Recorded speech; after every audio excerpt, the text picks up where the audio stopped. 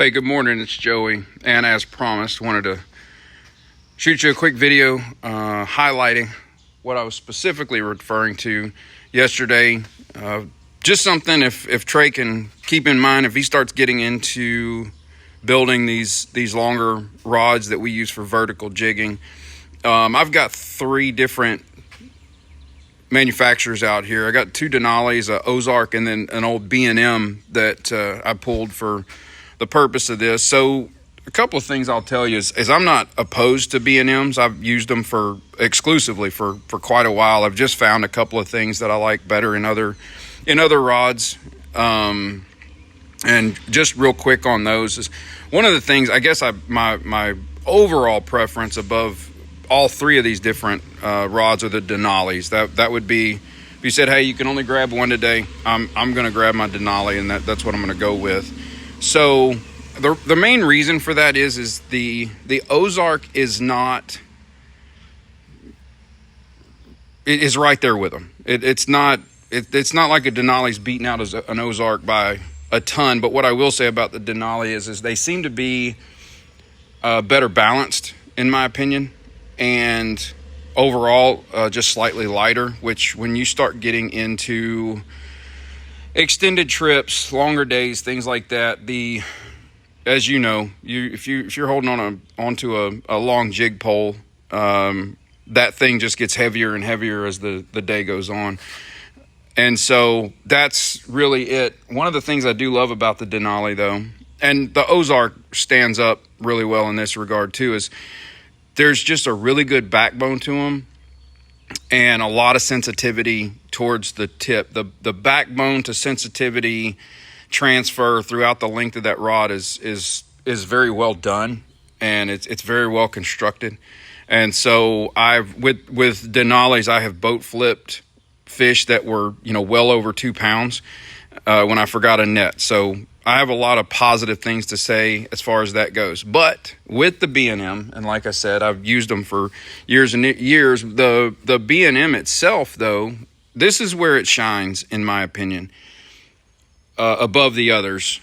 And it's not even a comparison with this regard. So if you look at this Denali right here, this is my 12-footer. This is the joint in the rod. This is where it splits into it's a 2-piece rod, and this is the break in it. If you notice, the eye is right here, right at the junction point. The same is to be said for the Ozark. There is an eye literally right here. This is the joint of that rod.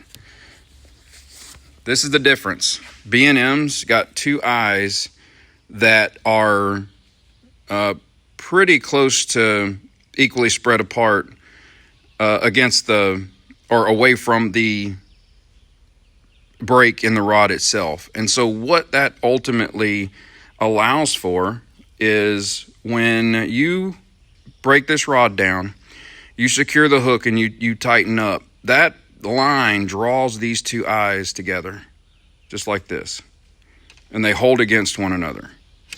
And what that allows you to, I'm going to try to show you how it stows as a result. When it's got line actually doing it, it does it. So the end of the rod will look like this. Those 2 eyes are pressed together.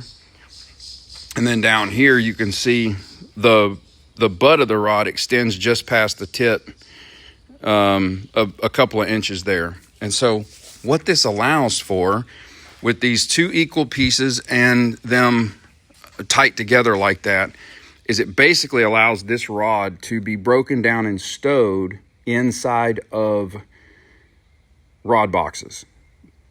I don't know that I've ever seen a 14-foot rod box especially on a bass boat. So that right there is where the B&M shines, in my opinion. And it would be great if I could have these, instead of hurdling these rods and things, getting in and around the boat and all that stuff, if I could stow these away while the boat's not in use, that would be great. That's something I can do with a B&M. I can't do it with either of these 2 rods and keep the line tight with the hook secured.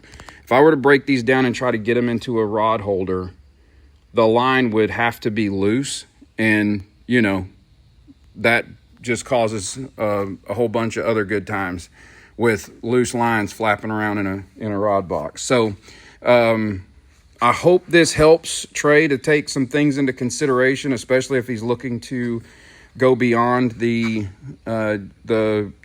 ultralight casting rods and getting into some of these longer vertical jig poles that a lot of us use crappie fishing. So like I said, hope this helps. Appreciate it. Have a good one.